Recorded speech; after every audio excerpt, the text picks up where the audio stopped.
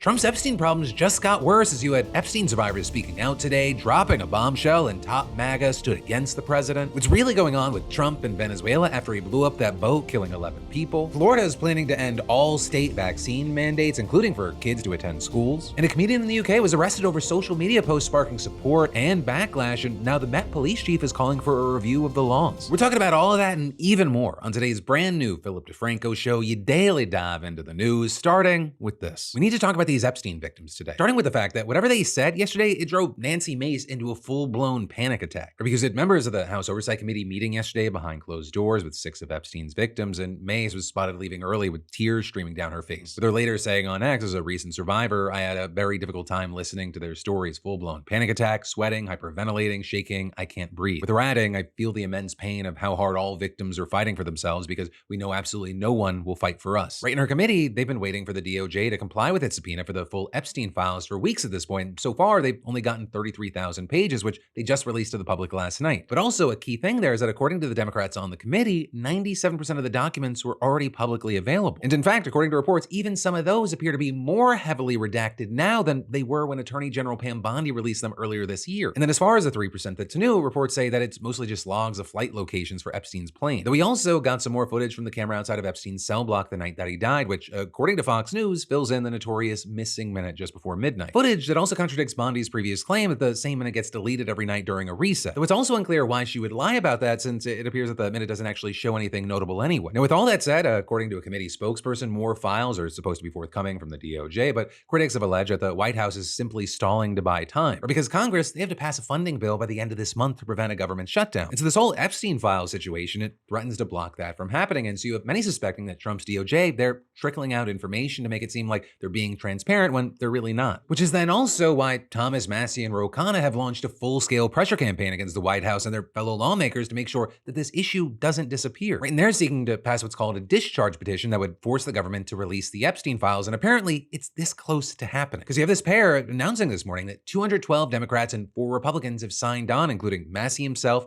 Nancy Mace, Lauren Boebert, and Marjorie Taylor Greene. Meaning that as I'm recording this, only 2 more lawmakers in the House have to get on board and this thing would pass. So then, after that, it would have to go through the Republican-controlled Senate and get signed by Donald Trump, which seems very unlikely. Especially as you had a White House official saying, quote, helping Thomas Massie and liberal Democrats with this would be viewed as a very hostile act to the administration. And actually, one of the arguments we're seeing here is that even if Donald Trump doesn't sign it, at least the entire country will see him not sign it. They will see him and each and every lawmaker who voted no. And their usual excuse that the petition, it doesn't protect the victims who are in the files, it could be a lot harder to rely on after today. Right in that, because this morning, Massie and Khanna brought a group of Epstein's victims, some of whom had never spoken out publicly before, to Capitol Hill to have their voices heard. And for an hour and a half, they unloaded years of anger, sadness, and frustration, and we saw the victim's lawyer going first. All of the documents and evidence that we have worked so hard to gather hide behind protective orders, confidentiality agreements, and bank secrecy laws.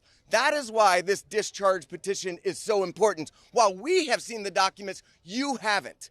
And when you see the documents, you're going to be appalled. And as far as these women, you saw them stressing that this isn't about partisan politics. Mr. President Donald J. Trump, I am a registered Republican, not that that matters because this is not political. However, I cordially invite you to the Capitol to meet me in person so you can understand this is not a hoax. We are real human beings. Though also on the note of the president, you had one of the survivors making sure to make this comment. Jeffrey and Ghislaine were always very boastful about their friends, their famous or powerful friends. And his biggest brag forever was that he was very good friends with Donald Trump. He had an 8x10 framed picture of him on his desk with the 2 of them. And you had most of them talking about how releasing these files would not only show Americans the truth, but also it would help the victims heal their trauma. The worst part is that the government is still in possession right now of the documents and information about that could help me remember and get over all of this maybe and help me heal. They have documents with my name on them that were confiscated from Jeffrey Epstein's house and could help me put the pieces of my own life back together. But I don't have any of it. It's about the weight we live with daily. It is about the families broken and the future stolen. So I ask you, President Trump and members of Congress, why do we continue to cover up sexual abuse and assault? Who are we covering for? You also had the late Virginia Giuffre's brother giving this incredibly emotional, impassioned plea to the government. Whether you're a dad, a mom, a brother, or a sister, look your young ones in the face look them in the eye and tell them you didn't stand against the very people who raped, molested, and preyed upon children and young women. If you vote no, your stance will be clear. But here's my one ask. Look these survivors in the eye and tell them why. Right, and you had several others echoing that demand as well. It's time you do is right by us. Unseal all the documents. We are requesting transparency. And I am requesting every congressman and woman that goes against this bill be outed. I want to know. And to be clear, the only motive for opposing this bill would be to conceal wrongdoing. You have a choice. Stand with the truth, or with the lies that have protected predators for decades. But then also, in what may have been the biggest bombshell of the morning, one victim revealed that they have the Epstein client list. Not the actual list, if that even exists, but rather. I would like to announce here today, us Epstein survivors have been discussing creating our own list. We know the names.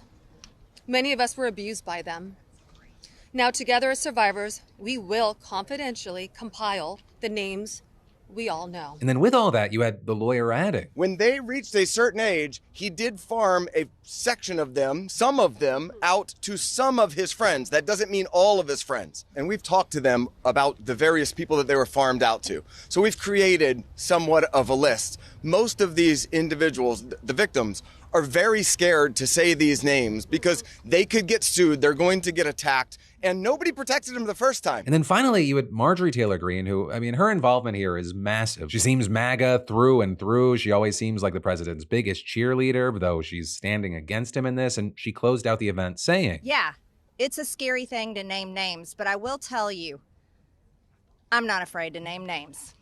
And so if they want to give me a list, I will walk in that Capitol on the House floor and I'll say every damn name that abused these women. But, we'll have to see if that pressure's enough to make any Republicans buckle, because remember, they only need 2 more to sign the petition. And today you had Representative Victoria Spartz, who attended the conference, telling reporters she's still deciding whether to do it or not. Right? And this also is House Speaker Mike Johnson, who said he's too busy to even attend this morning's conference, reiterating his opposition to the petition, saying it does not adequately protect victims. And because we have so much compassion for the victims, those who spoke today, and the estimated maybe as many as 1,000 victims total, we have to be very diligent about protecting their identities. And according to The Hill, he gathered GOP leadership in the basement of the Capitol for a closed-door meeting today and implored them not to sign the petition. And then, separate from that, you had Donald Trump being asked for his reaction to everything that's happened, and he said this. So this is a Democrat hoax that never ends.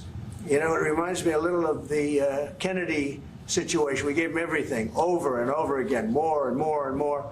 And nobody's ever satisfied. I understand that we were subpoenaed to give files, and I understand we've given thousands of pages of files. And I know that no matter what you do, it's going to keep going. And I think it's enough, because I think we should talk about the greatness of our country and the success that we're having. And so then someone went back to Mike Johnson and asked, hey, do you agree with Trump that this is a hoax? And we saw... I'm not sure what that comment refers to, but I've spoken to the president myself about this many times, and he is as insistent as we are. He is the most transparent president in memory, probably in the history of the country. As you know, he stops. If he were here now, he would stand here and take your questions endlessly. Now, he also, just as we do, is insistent that we protect the innocent victims, and that's what this has been about. But of course, you have critics countering that Trump and the DOJ, they're not actually protecting the victims. They're protecting their reputations. And you had Massey making that argument today, pointing to a flight log release last night in which all the names are redacted, which is then why he says that Johnson is naive to think they can trust the White House to release all the files, and they instead need to be forced to do so. As we wait to see how this plays out, you have Trump deflecting and dodging. I'd really love to know your thoughts, opinions, and reactions to what we're seeing today. Because whether it be with his first big story or anything else that stands out to you today, I'd love to hear from you. Yes, this is a news show, but it's also a conversation. But then next up from that, we should talk about how the U.S. military just blew up 11 people on a boat in the Caribbean Sea. Now, they were probably criminals, but there also wasn't a trial or any sort of evidence presented. Instead, you just had the Trump administration calling them narco-terrorists and saying that this is the beginning. And you've got all of that raising concerns about a possible military confrontation with Venezuela, which... let me explain. Right, so we actually first learned about the attack during Trump's address at the White House yesterday, where he was announcing Space Command HQ in Alabama. Also was kind of a little bit of a proof of life, but he said... when you come out and when you leave the room, you'll see that we just, over the last few minutes, literally shot out a boat, a drug carrying boat, a lot of drugs in that boat. And then you quickly had Secretary of State Marco Rubio giving some additional information on a post on X, writing, as POTUS just announced moments ago, today the U.S. military conducted a lethal strike in the southern Caribbean against a drug vessel which had departed from Venezuela and was being operated by a designated narco-terrorist organization. With then Trump posting a video on Truth Social that appeared to show the strike, then alleging that those targeted had been positively identified Tren de Aragua narco-terrorists, and adding, the strike occurred while the terrorists were at sea in international waters transporting illegal narcotics heading to the United States. The strike resulted in 11 terrorists killed in action. Right, and all of this very notable for a number of reasons, including that this is a massive shift away from how the US would normally deal with it. Because in the past, American authorities have focused on seizing the drugs, identifying suspects, building a criminal case, and not just blowing them out of the water. And at least according to Trump, there's more where that came from. And while a senior official also told the New York Times there would be additional attacks against cartel boats in the future, notably, the White House still hasn't explained how the military determined that those aboard the first boat were actually cartel members. Plus, you're seeing defense officials declining to address almost any questions about what went down, including 1, the amount of drugs on board, 2, whether they tried to stop the boat first, communicate with it in any way, or otherwise give them a chance to surrender before striking with deadly force, and 3, what legal authority they're using to justify the strike. And with all that, you have experts saying that this may be a violation of international and human rights law, though to be fair, it's not necessarily one that we didn't see coming. Because back in July, you had Trump signing a secret directive greenlighting military force against those drug cartels that his administration had deemed terrorist organizations. And since then, you've had the Pentagon bolstering their presence in the Caribbean, sending warships and thousands of troops to the region. And also, all of that, it's just one part of a pressure campaign on Venezuelan President Nicolas Maduro. Right in there, you've had the White House upping the reward for information leading to Maduro's arrest on years-old charges related to narco-terrorism, drug trafficking, and corruption to $50 million, further alleging that Maduro and other high-ranking Venezuelan officials are in charge of Venezuela's Cartel of the Suns. They also announced new sanctions against the organization, as well as adding it to the country's list of foreign terrorist organizations. So notably, the Cartel of the Suns, at least according to many experts, it doesn't actually exist. Instead, those experts agree that there isn't a single organized group with a defined hierarchy that goes by that name. And actually, instead, according to one think tank, the Cartel of the Suns is more accurately described as a system of corruption wherein military and political officials profit by working with drug traffickers. And actually, similarly, while you've had Trump claiming Tren de Aragua is operating under the control of Nicolas Maduro, that's a claim that's been directly contradicted by a declassified U.S. intelligence assessment, which said that Maduro's government, quote, probably does not have a policy of cooperating with TDA and is not directing TDA movement to and operations in the United States. Instead, according to the report, the Venezuelan regime, while sometimes tolerating the gang's activities, largely views it as a potential security threat. But with all that said, and this is a very key thing, that does not mean that military personnel, government officials, or even Maduro himself are not involved in or benefiting from drug trafficking. But it's at the very least just one reason that you have some believing this is about more than just drugs. With actually another reason connected to that being that Venezuela isn't even the biggest source of drugs coming into the US. In fact, while the Trump administration's allegations against Maduro have focused on cocaine, according to the DEA's own annual report, 84% of the cocaine seized in the US, it actually comes from Colombia, mostly being trafficked through Ecuador, Central America, and Mexico. And so then with all that, you have Maduro accusing the Trump administration of pushing for regime change, saying this week that Trump needs to take care because Marco Rubio wants to stain his hands with blood, and adding, they want to lead you into a bloodbath with a massacre against the people of Venezuela. And regarding Rubio, he's long been one of the most vocal critics of Maduro. And he's become the architect of Trump's policy toward Venezuela, and in 2018, during Trump's first term, he actually said that there was a strong argument to be made for the use of military in the country. And it appears that he has not changed his view there, with him recently being asked about whether Trump would carry out operations on Venezuelan soil, and he responded, we're going to take on drug cartels wherever they are and wherever they're operating against the interests of the United States. That said, you also have many experts skeptical that the US is actually planning a military intervention, with, for example, a senior fellow at the Atlantic Council telling The Guardian, this is not a deployment focused on regime change. This may be an attempt to signal to disaffected elements of the military in Venezuela that now is the time to rise up against Maduro. But we've seen that approach be tried and fail repeatedly over the last 25 years. But ultimately, for now, we're gonna have to wait to see what happens here, and maybe even more importantly, how it goes down. But then, really quick, in a 1-minute break that keeps the show free for you, let me ask you an honest question. How many brilliant ideas do you feel like are just rotting away in your notes app right now? Because somewhere in that dusty graveyard of someday ideas lies your side hustle. And so why not? I want you to make today the day that you commit to taking that opportunity or that passion project to the next level. And I kid you not, the DeFranco Book Club, it went from someday to launched in under an hour with today's sponsor, Squarespace. Because Squarespace, they make it easy to build a site where maybe you're just showcasing things, creating things, or you can start selling content, courses, physical, or even digital products, whatever you have in mind. Or you want to charge a one-time fee, offer a subscription, both?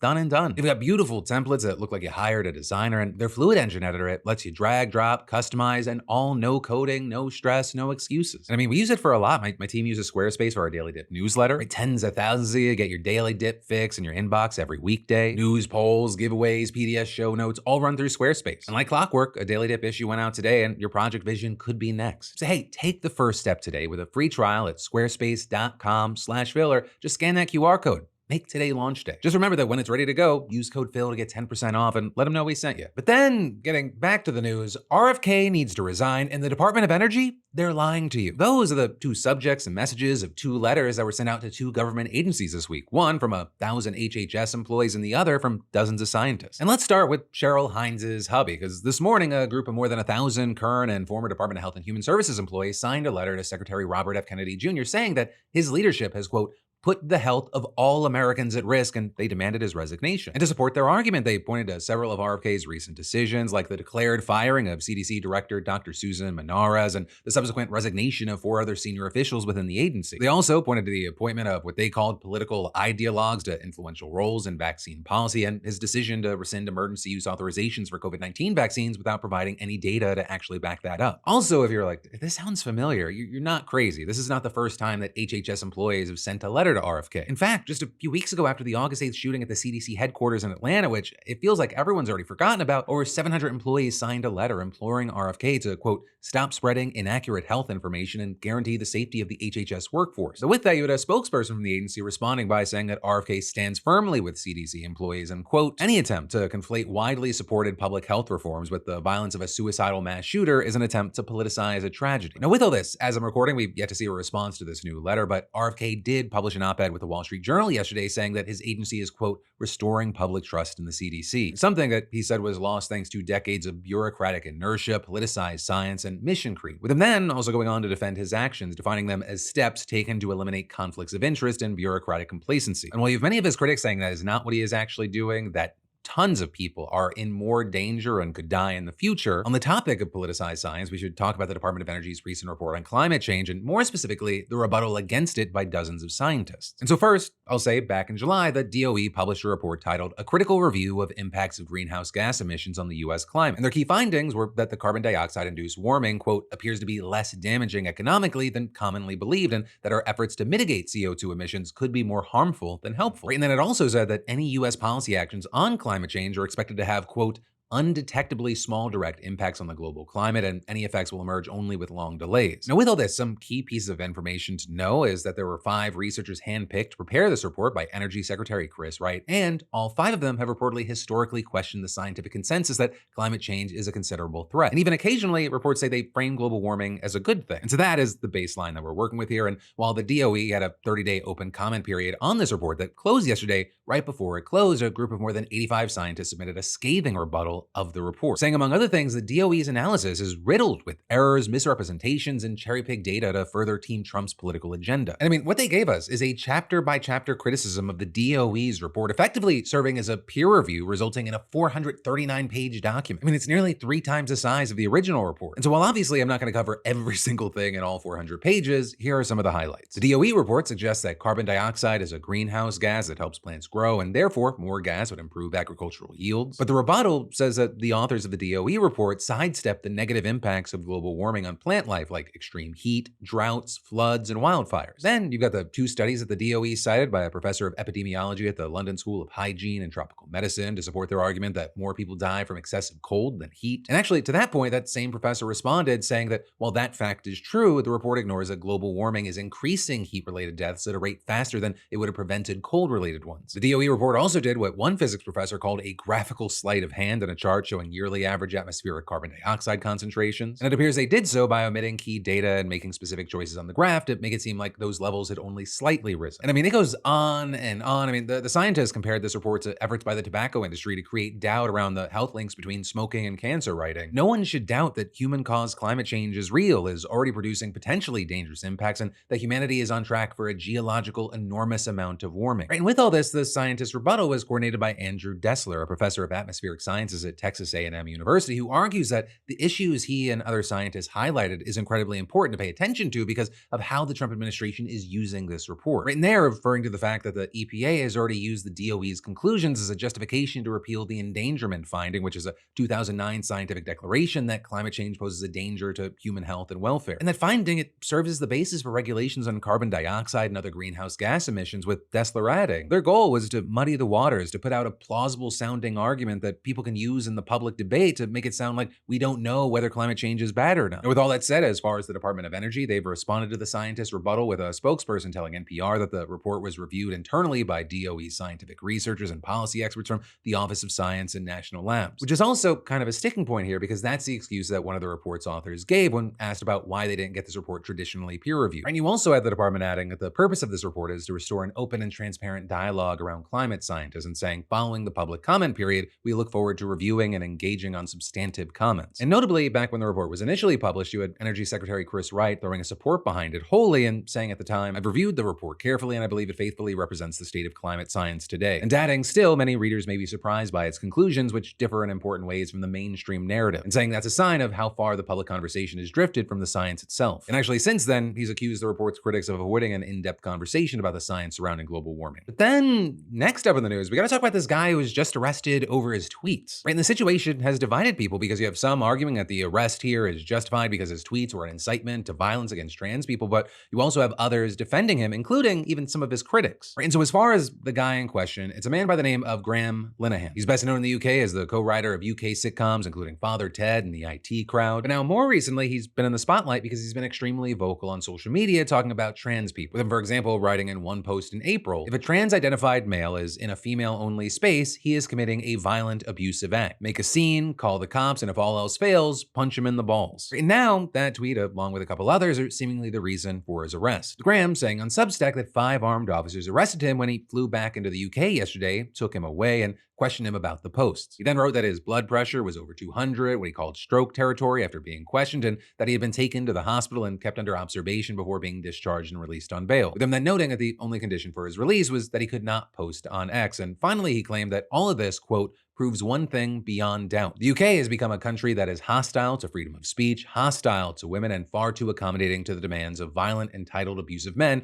who have turned the police into their personal goon squad. Now, with all that, as far as their part, the police also released a statement that generally lined up with Graham's account, but they also said that he wasn't arrested just for tweets, but on suspicion of inciting violence. With them also noting that, quote, it is routine for officers policing airports to carry firearms, and saying these were not drawn or used at any point during the arrest. So then with all that, you had some people defending the police, with people like the new leader of Britain's Green Party calling Graham's post totally unacceptable and saying the arrest seemed proportionate, with also others on that side arguing that Graham's words could cause real harm, and they're pointing to police stats showing a rapid uptick in hate crimes against transgender people, pointing to things like in the 12 months that ended in March 2024, almost 4,800 hate crimes were recorded against trans people, up from 2,800 hate crimes in the 12 months that ended in March of 2021. And to that point, you have people noting that Graham's actually already scheduled to appear in court this week in connection to a separate case in which he's accused of harassing a transgender woman and damaging her phone, though that's a charge he's denied. But then with all of that, on the other side, you have people agreeing with Graham that this is an absurd infringement on free speech. With people like Harry Potter writer J.K. Rowling, for example, who's become known for her anti-trans activism, writing on X, what the fuck has the UK become? This is totalitarianism, utterly deplorable. You also had politicians jumping on the story, with the Conservative Party leaders saying sending 5 officers to arrest a man for a tweet isn't policing, it's politics. Saying under Labour, we routinely see burglary, knife crime, and assaults go unsolved, while resources are wasted on thought policing, claiming the Conservatives would stop this nonsense on day one and make public safety the first duty of policing instead of pandering to fringe ideologies. But also, and I think very notably here, you had people like a staff writer for The Atlantic who's openly criticized Graham, coming out against his arrest and saying that Europe really does have a free speech problem along with the US. And in fact, we're now actually seeing the police saying it may have gone too far, with the head of London's Metropolitan Police calling for the government to change or clarify the UK's law regarding free speech, saying that Graham's arrest lines up with what the law technically says, but adding, most reasonable people would agree that genuine threats of physical violence against an identified person or group should be acted upon by officers. Such actions can and do have serious and violent real-world implications. But when it comes to lesser cases where there is ambiguity in terms of intent and harm, policing has been left between a rock and a hard place by successive governments who have given officers no choice but to record such incidents as crimes when they're reported. Then they're obliged to follow all lines of inquiry and take action action is appropriate. With him then going on to say, I don't believe we should be policing toxic culture war debates, and officers are currently in an impossible position. Greater clarity and common sense would enable us to limit the resources we dedicate to tackling online statements to those cases creating real threats in the real world. And so with all of that said, this is going to be a really interesting one to watch. Do we actually see law changes? What happens with the arrest? And in the meantime, as we wait to see how this plays out, I'd really love to know your thoughts here in those comments down below. But then next up today, let's talk about more news you need to know, but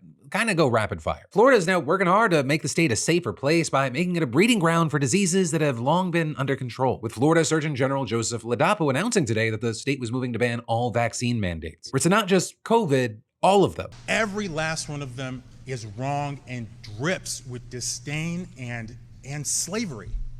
Okay? Who am I as a government or anyone else, or who am I as a man standing here now to tell you what you should put in your body? Who am I to tell you what your child should put in your body? I don't have that right. Your body is a gift from God. What you put into your body is because of your relationship with your body and your God. Right, and all of this would be a pretty dramatic departure from current Florida law, which mandates vaccines in children in order for them to go to public schools. So to be clear, the state would just be banning mandates and not the vaccines themselves. So still with that, you had health experts warning this will be dangerous, noting that vaccines help populations reach herd immunity, which doesn't mean 100% of the population is safe. Instead, it covers over 90% of the population, giving wiggle room for the handful of people who can't get a vaccine for one reason or another. And then below that threshold, various diseases can still spread despite chunks of the population being immune, putting those who want to be protected but can't because of one reason or another, such as an allergy to a vaccine, being in danger. Which is why you have many experts saying we should expect to see a huge uptick of communicable and otherwise preventable diseases. We're talking about even maybe polio or measles. And all of this is, I think, why we're seeing states like California, Oregon, and Washington working on unified vaccine recommendations to try and mitigate the spread of such diseases on the West Coast. Then you had Missouri legislators kicking off a special session today to redraw the state's congressional maps in favor of Republicans. Just hours after Texas enacted its new map that could give the Republicans 5 new seats, Missouri's Republican Governor Mike Kehoe called a special session starting today for a rare mid-decade redistricting, which makes Missouri the now 3rd state to officially start the process after Texas and California. Now, notably in Missouri, Republicans already control 6 of the state's 8 congressional seats, but now this new map, it would help them gain a 7th by splitting up the 5th congressional district in Kansas City, which is currently held by a Democrat. You know, Kehoe is not even trying to pretend that this is about anything more than shoring up Republican support, arguing that the new map is necessary to truly put Missouri values first, and adding that the state's, quote, conservative common sense values should be truly represented at all levels of government. Though that appears to be bullshit because in statewide elections last year, 40% of Missourians voted for Democrats. And so it appears that this is just another step in the gerrymandering war that Texas kicked off. Then you've got Shein using Luigi Mangioni's face to sell clothes on its website. This blew up as TMZ reported on this listing, which shows what appears to be him in a white floral button-down priced at $11, which is kind of wild since you probably know that Luigi, who's accused of shooting the CEO of United Healthcare, is currently in jail in New York, and I imagine it would be pretty hard for him to land modeling contracts from behind bars. And so when people saw this image, there was a ton of backlash. People accusing Shein of using AI to turn Luigi into a model. Others saying that he should sue, that it's not right for a brand to use any incarcerated individual's face in this way. Though you had TMZ noting it was unclear if it was AI, Photoshop, or maybe even a doppelganger, but the frenzy, it caused enough of a stir that the shirt nearly sold out. Now for their part, Shein told BBC News that the company did not use his likeness on purpose, saying the image in question was provided by a third-party vendor and was removed immediately upon discovery, saying we have stringent standards for all listings on our platform. And you have Shein saying they're conducting an investigation and saying appropriate action would be taken against the vendor in question. And then as far as the shirt, apparently it came from the brand Manfinity, which has a collection with Shein, and according to 404 Media, it lists a lot of items using AI-generated models. Then in social media influencer news, Mr. Beast is apparently considering launching his own cell phone servicing company, or with Business Insider obtaining a leaked investor deck from earlier this year, laying out the plans, and while there's no exact timeline, the deck put a launch date at some point in 2026. As far as how it actually worked, Mr. Beast wouldn't need to build up a whole network from the ground up, and instead would partner with existing providers like Verizon and T-Mobile. I think Ryan Reynolds and Mint Mobile, which actually previously sold to T-Mobile, which is also a company that Mr. Beast has notably worked with in marketing campaigns before. Then in legal entertainment news, Cardi B is innocent, or at least I'll say that's what she said when she walked out of court today, though technically speaking, she was found not liable. Right in this, after last week, she had been on trial because a security guard filed a civil suit claiming that Cardi had assaulted her at a doctor's office back in 2018. You know, we covered it a bit. The trial also went very viral because of moments like this. Did you call her fat?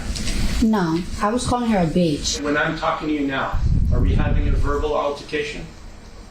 We having, we'll see. A debate. And the news today is that a California jury unanimously decided in favor of Cardi. And while speaking to reporters outside of the courthouse, she said, I will say it in my deathbed. I did not touch that woman. I did not touch that girl. I know I got a little reputation, but I swear to God, I'm innocent. and well, the internet, they love seeing the clips and watching the trial. Cardi, she made it clear that she did not have a good time. And seemingly, she wanted to dissuade anyone from doing anything that would result in a sequel. The next person to try to do a frivolous lawsuit against me, I'm going to countersue.